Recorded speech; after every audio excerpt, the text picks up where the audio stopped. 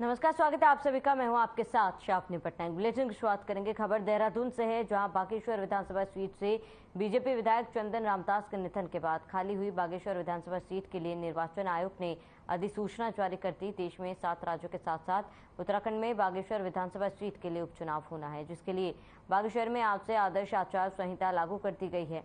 5 सितंबर को बागेश्वर में जनता अपने मताधिकार का प्रयोग करेगी, जबकि 8 सितंबर को नतीजे घोषित किए जाएंगे।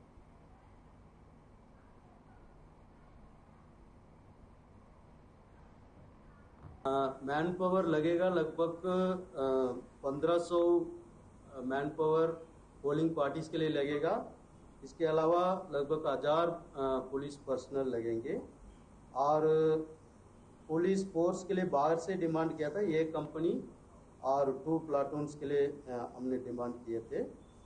और पूरा निर्वाचन क्षेत्र को हमने 28 सेक्टर में बांटा गया है और 3 जोन में इस सेक्टर को हमने बांटा गया है। सो हमारा स्टैटिक सर्वेलेंस टीम और फ्लाइंग स्क्वाड, इसके अलावा हमारा जितना भी लिकर का मॉनिटरिंग है, एक्सपेंडिचर मॉनिटरिंग का है और सी विजिल का एप्लीकेशन के लिए है। हमारा कंट्रोल रूम स्थापित होगा, उसमें हम लोग जो सूचना या जो भी कंप्लेंट आता है उसका कंप्लेंट मॉनिटरिंग सिस्टम हमारे पास रहता है।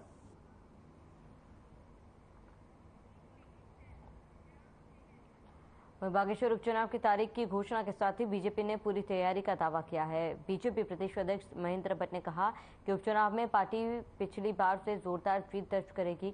जल्द प्रत्याशी का चयन कर ऐलान किया जाएगा। वहीं माना जा रहा है कि बागेश्वर में बीजेपी सहानुभूति कार्ड खेल सकती है। साथ ही पूर्व कैबिनेट मंत्री चंदन रामदास के निधन के बाद खाली हुई इस सीट पर उनके किसी परिजनों को ही टिकट दे सकती है। बता दें, भाजपा ने बागेश्वर उपचुनाव की तैयारी काफी पहले ही शुरू कर दी थी। इससे तहत कैबिनेट मंत्री सौरभ बहुगुणा और प्रदेश महामंत्री राजेंद्र बिष्ट को चुनाव प्रबंधन की जिम्मेदारी सौंपी जा चुकी है।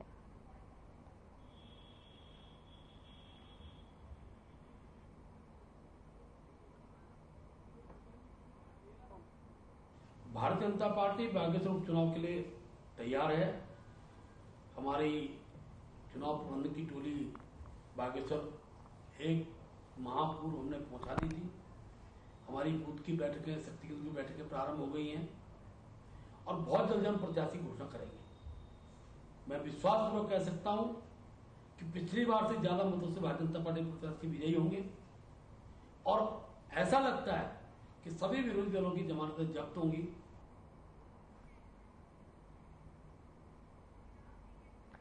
खबर देहरादून से, जहां यूपीईएस यूनिवर्सिटी रनवे स्टार्टअप का पहला अवार्ड सेरेमनी का आयोजन किया गया, जिसमें देश भर के 300 कॉलेज में से 593 छात्रों ने प्रतिभाग किया। कार्यक्रम में टॉप 13 प्रतिभागियों को सम्मानित किया गया। इसी दौरान सभी विजेता और छात्र छात्राओं ने अपने प्रोजेक्ट को लेकर जानकारी दी। प्रोजेक्ट डायरेक्टर इप्सिता मजूमदार ने बताया कि कंपनी स्टार्टअप इंडिया उत्तराखंड में भी रजिस्टर्ड है। साथ ही बताया कि देश भर के कॉलेजों में छात्रों में इस इंडिया डिजाइन में हिस्सा लिया और अपनी प्रतिभा के जरिए उन्होंने कई तरह के प्रोजेक्ट तैयार किए। उन्होंने कहा कि पीएम मोदी के विजन को युवा और युवतियां स्टार्टअप इंडिया से साकार कर रहे हैं। वहीं यूनिवर्सिटी के चांसलर सुनील राय ने सभी प्रतिभागियों को बधाई और शुभकामनाएं दी।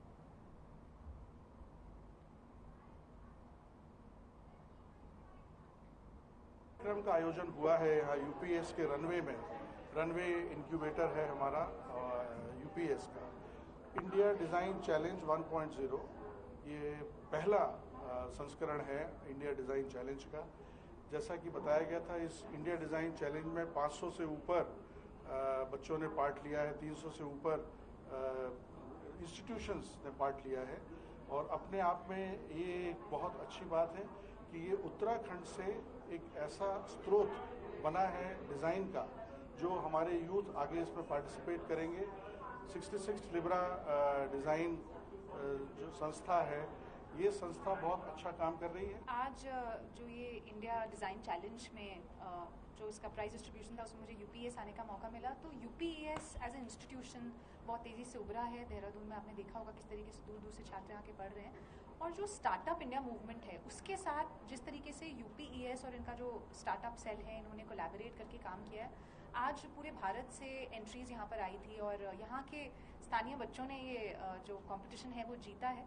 तो ये दिखाता है कि जो स्टार्टअप इंडिया का जो एक बीज मोदी जी ने बोया है, कहीं ना कहीं वो सही दिशा में जा रहा है। लोग सोच रहे हैं, स्वरोजगार के बारे में सोच रहे हैं, आत्मनिर्भर होने के बारे में सोच रहे हैं और इनोवेशन के बारे में सोच रहे हैं कि कैसे हम एक एवरेज व्यक्ति का जो एक्सपीरियंस है देश में उसको अच्छा कर सकते हैं, बेटर कर सकते हैं। और आज डिज़ाइन के माध्यम से ये बात करने की ये बच्चे कोशिश कर रहे थे। तो मैं शुभकामनाएं दूंगी यूपीएस को और लिबरल डिज़ाइन को, जिन्होंने आज ये आयोजन यहाँ पर किया। के लिए उत्तराखंड में पहली बार हो रहा है, आज से पहले कभी हुआ नहीं था। तो उत्तराखंड में मैंने सोचा था कि पहली बार लॉन्च करके देखते हैं। बहुत अच्छा टर्नआउट था, 590 एंट्रीज पार्टिसिपेंट्स थे पूरे पैन इंडिया से। 300 कॉलेजेस इसमें पार्टिसिपेट किए थे और हमें काफ़ी दिक्कतें हुई थी 13 प्राइजेस को सिलेक्ट करना अवार्ड विनिंग के लिए। और इस प्लेटफॉर्म में काफ़ी मुझे सपोर्ट करने के लिए जैसे को स्पॉन्सर्स वगैरह सारे स्टार्टअप ही थे और उत्तराखंड भास्कर को मैं बहुत थैंकफुल हूँ।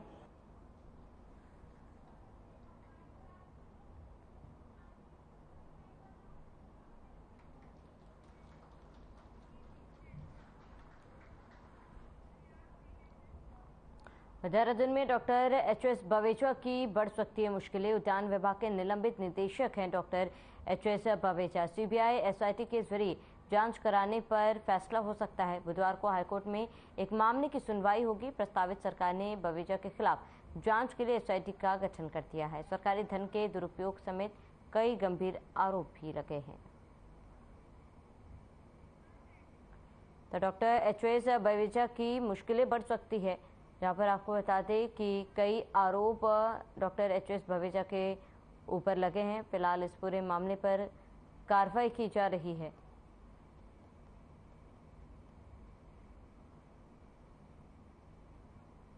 और डॉक्टर एच.एस. बवेजा की मुश्किलें लगातार बढ़ती हुई नजर आ रही है, जहां फिलहाल इस पूरे मामले पर कार्रवाई की जा रही है।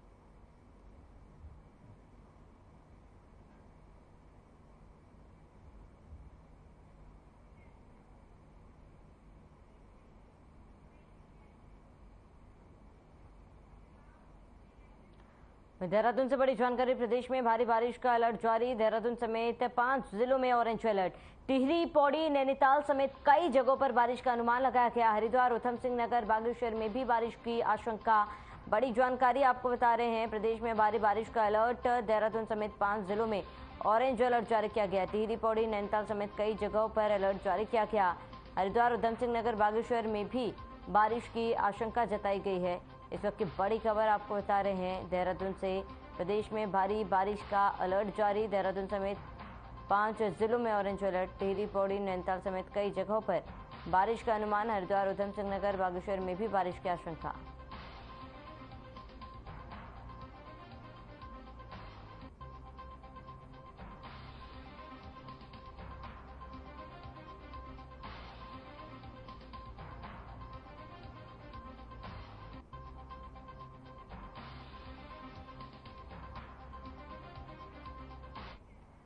कोटद्वार क्षेत्र में लगातार हो रही भारी बारिश से नदी नाले उफान पर, जिस वजह से पनियाली गदेरे का पानी पुलों के ऊपर से बह रहा है। और वहीं देवी रोड पर पास का पुल भी क्षतिग्रस्त हो गया, जिससे देवी रोड पर मलबा जमा हो गया, जिस वजह से आवाजाही भी पूरी तरह से बंद हो गई। साथ कौड़ियो इलाके में आमी गब्बर सिंह कैंप का पिलर भी इस बारिश की भेंट चढ़ा। पनियाली गदेरे इतना उफान पर बह रहा है, पानी लोगों के घरों तक घुस गया। सड़कों पर खड़ी गाड़ियां भी पानी और मलबे में घुस चुकी हैं। लोगों का जीना इस समय मुश्किल हो गया। हालात ये कि लोगों को घरों से निकलकर सड़कों पर रात गुजारनी पड़ रही है।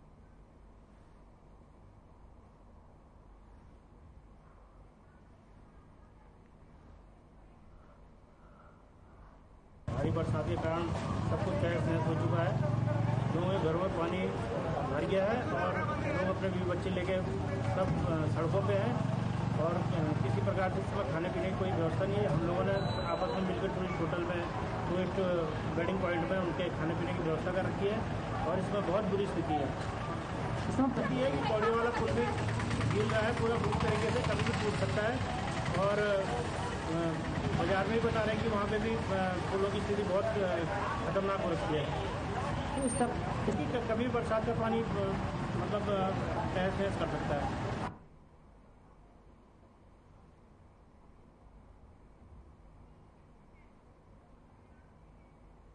खबर उत्तरकाशी से, जहां 2023 के वरुणावत भूस्खलन के बाद बनी टनल रखरखाव के अभाव में बुरी हालात में। टनल के अंदर जगह जगह बरसात के पानी का रिसाव हो रहा है। पैदल चलने वाले फुटपाथ की जगह चादरें उखड़ चुकी है, जिसके कारण स्थानीय लोगों को गाड़ियों के बीच में ही चलना पड़ता है, जिसके कारण यहां हमेशा दुर्घटना की संभावना बनी रहती है। इस टनल से हमेशा हजारों स्कूली छात्र छात्राएं, स्थानीय लोग गुजरते हैं। टनल के अंदर कई जगहों पर बिजली की तारें भी खुली पड़ी हुई हैं।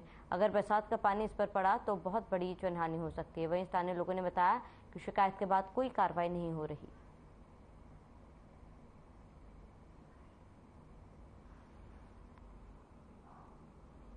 लेकिन तामाखानी टनल जो है, वैसे देखा जाए तो उत्तरकाशी के लिए वरदान है वो, क्योंकि तामाखानी में जिस तरह से लोग कई बार घटनाएं घटी है, कई नौजवान लोग जो है वहाँ पे मौत के काल में समा गए थे।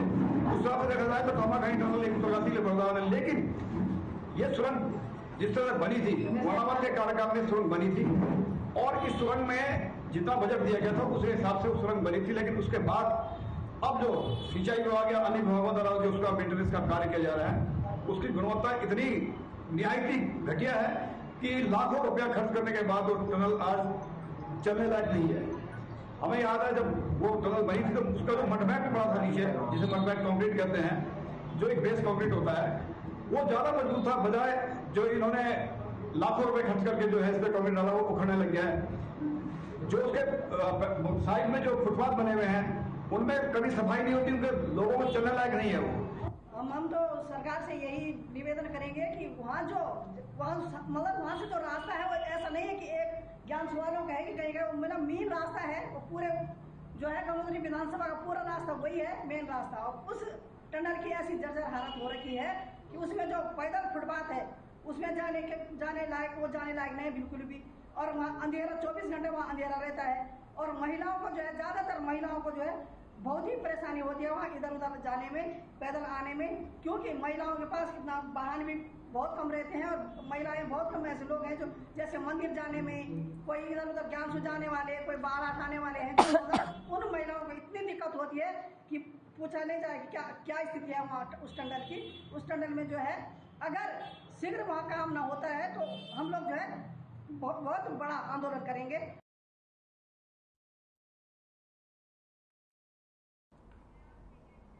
हरिद्वार जिले में बाढ़ से हुए नुकसान का सटीक आंकलन करने के लिए केंद्र की 10 सदस्यीय टीम एनडीएमए के डायरेक्टर हर्ष गुप्ता की अगुवाई में हरिद्वार पहुंचे। टीम ने जिला कलेक्टर सभागार में जिला प्रशासन के अधिकारियों के साथ बैठक की।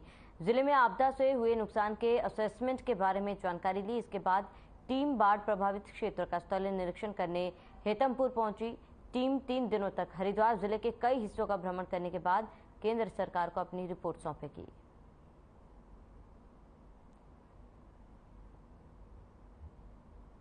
एनडीएमए की टीम आई है, जिसमें जॉइंट सेक्रेटरी सर आए हैं और साथ में एचटीएमए से, स्टेट गवर्नमेंट से सेक्रेटरी साहब आए हैं और एनडीएमए की पूरी टीम आई है। लगभग 10 लोगों की टीम है इसमें। और विगत माह में जो बारिश हुई थी इसकी वजह से पूरे हरिद्वार जनपद में वाटर लॉगिंग की स्थिति आ रही थी और अतिवृष्टि की वजह से जो भी क्षति हुआ उसका आकलन करने के लिए सेंटर की ये टीम आई है स्टेट गवर्नमेंट के रिक्वेस्ट पे।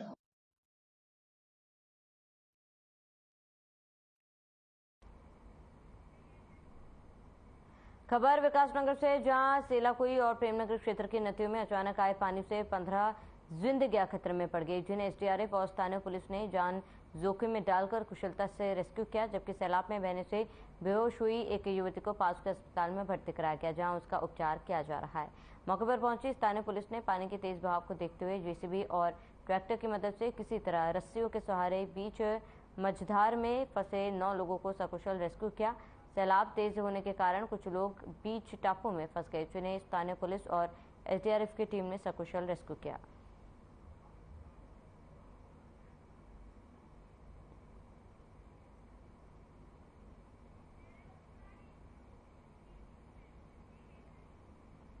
रुक रुक कर हो रही बारिश के चलते अक्सर बरसाती नदियां उफान पर आ रही है। ऐसे में कई बार लोग इन नदियों को पार करते समय तेज बहाव में फंस जा रहे हैं। ऐसा ही नजारा देर शाम देखने को मिला जब देहरादून के सेलाकुई में सारना नदी के बीच 10 लोग फंस गए। जानकारी मिलने के बाद मौके पर पहुंची सेलाकुई पुलिस और फायर कर्मियों ने नदी के बीच में फंसे लोगों को रेस्क्यू कर सुरक्षित बाहर निकाला। बता दें कि पुलिस और फायर की टीम जेसीबी मशीन और ट्रैक्टर को आपस में जोड़ते हुए उपकरण की मदद से सारना नदी में फंसे लोगों को बाहर निकाला।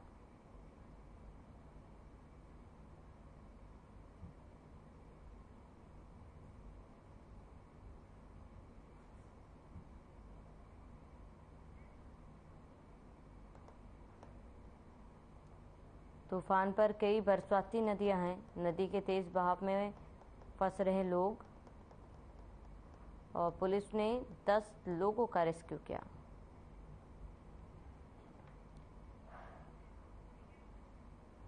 हल्द्वानी पहुंचे बीजेपी के पूर्व प्रदेश अध्यक्ष डीडीहाट विधायक विश्वंत सिंह चौफाल ने बीजेपी कार्यालय में प्रेस वार्ता करते हुए बताया कि 15 अगस्त को धारचूला से कानेड़ी तक हिटो बॉर्डर तिरंगा यात्रा का आयोजन किया जाएगा।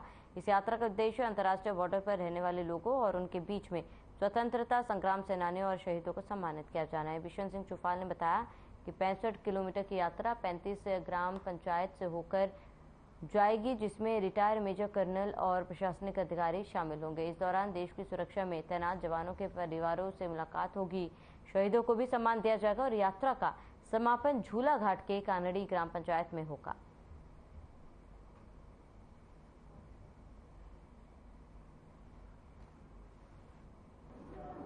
एक कार्यक्रम हमने शुरू किया है हिटो बॉर्डर। इस कार्यक्रम के तहत धारचूला से झूला घाट तक और झूला घाट से आगे कानेड़ी है, वहाँ पर शहीद परिवार है। वो शहीद परिवार भवानी चंद जी का कानेड़ी ग्राम पंचायत वहाँ तक जाएगी। 65 किलोमीटर की दूरी है, 35 ग्राम पंचायतें हैं और इस ग्राम पंचायतों में हमारे साथ जो रहेंगे आर्मी के जितने भी अधिकारी रिटायर अधिकारी हैं, वो रिटायर अधिकारी वो में कर्नल है, जनरल है, अन्य जो सैनिक है, वो सब लोगों को दें। वहीं हरिद्वार रोड पर पुरानी चुंगी के पास नाले से पुलिस ने एक युवक का शव बरामद किया, जिसे पुलिस ने पोस्टमार्टम के लिए भेज दिया। वहीं संदिग्ध परिस्थितियों में युवक का शव मिलने से क्षेत्र में सनसनी फैल गई। एसएसआई दर्शन सिंह काला ने बताया कि मृतक की पहचान 50 वर्षीय रमाकांत के रूप में हुई है, जो ऋषिकेश के चंद्रेश्वर नगर में रहता था। परिजनों ने पुलिस को बताया कि रमाकांत कृषि उत्पादन मंत्री समिति परिसर में किसी आढ़ती के पास नौकरी करता था। सुबह नौकरी पर घर से निकलने के बाद वह देर रात तक घर नहीं लौटा, जिसके बाद परिजनों ने रमाकांत की काफी तलाश की, जिसमें रमाकांत का कुछ पता नहीं चला। रमाकांत नाले में कैसे गिर गया, पुलिस इसकी जांच में जुटी है।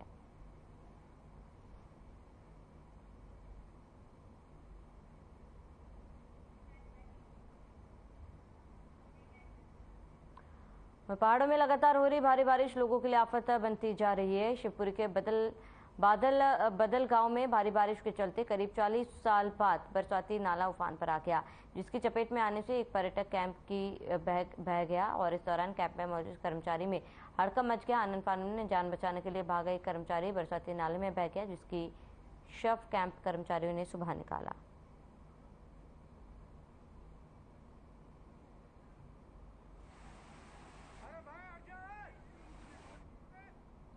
रायवाला थाना क्षेत्र अंतर्गत हरिद्वार देहरादून राष्ट्रीय राजमार्ग स्थित छिदरवाला निवासी एक युवक ने फांसी लगाकर आत्महत्या कर ली। पुलिस ने शव कब्जे में लेकर पोस्टमार्टम के लिए भेजा। प्रशिक्षु आईपीएस और रायवाला थाना अध्यक्ष जितेंद्र मेहर ने बताया कि मृतक की पहचान 19 वर्षीय हर्षित राणा के रूप में हुई। परिजनों ने पूछताछ में बताया कि हर्षित नशे का आदी था। बीते रोज हर्षित ने नशे की हालत में घर की छत से कूदकर जान देने की कोशिश की, इसीलिए परिजनों ने हर्षित को पकड़कर कमरे में बंद कर दिया था, लेकिन हर्षित ने कमरे में पंखों से लटक कर फांसी लगा ली। परिजनों ने किसी तरह हर्षित को बेहोशी की हालत में नीचे उतारा, जिसके बाद अस्पताल ले गए, लेकिन डॉक्टर ने उसे मृत घोषित कर दिया।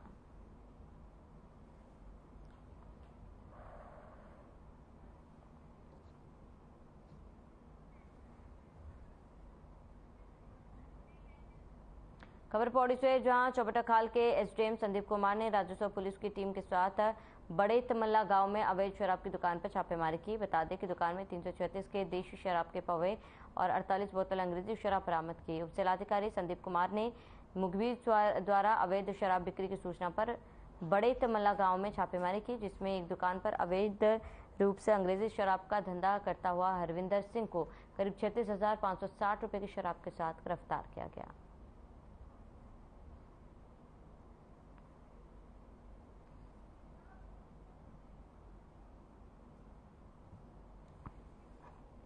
मेरी खास की तरफ से एक सूचना प्राप्त हुई जिसमें मैंने पटवारी के साथ में तथा एमटी के साथ में एक संयुक्त निरीक्षण किया। ये तहसील चुबट्टा खाल का एक बड़ेत गांव पड़ता है। बड़ेत गांव में हमने निरीक्षण किया तो वहां पर हमें 48 बोतल अंग्रेजी शराब तथा 336 जो क्वार्टर हैं अंग्रेजी शराब के बरामद हुए हैं। जो अभियुक्त है उसको गिरफ्तार कर लिया गया है।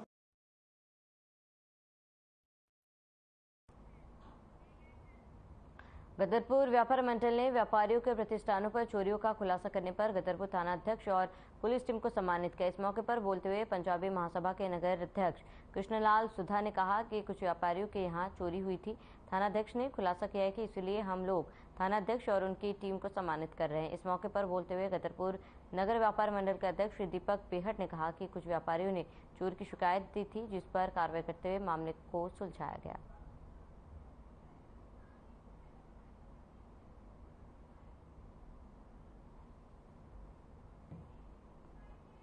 ये एसओ साहब का जैसे ये उनका वो सम्मान किया गया है। 2-3 चोरियां झटाझट हुई हैं गदरपुर में, जिसके लिए इन्होंने बड़ा तत्परता से इसका खुलासा किया है। तो जो ये चोर पकड़ गए हैं उनके सम्मान में आज इनका वो करा गया है, सम्मान करा गया। ये महेंद्र जी कुछ समय पहले एक मंडी में एक चोरी हुई थी जिसमें लगभग 1 लाख रुपया उसकी दुकान से दिन दिहाड़े चोरी हो गई थी। और एक चोरी अभी हाल ही में 28 तारीख को हुई। तो इन चोरियों को लेकर जो पहले चोरी हुई मंडी वाली 1 लाख रुपए वाली, उसका खुलासा तो मेरे ख्याल से मुश्किल से 3 दिन के अंदर, वो तो उसी रात को गया था, लेकिन कुछ पुलिसिया कार्रवाई होती है तो उसमें खुलासा करने में 3 दिन का समय लगा, क्योंकि उसमें मैं स्वयं पुलिस टीम के साथ शामिल था। तो इसलिए वो खुलासा तो रात को ही हो गया था जिस रात चोरी हुई थी।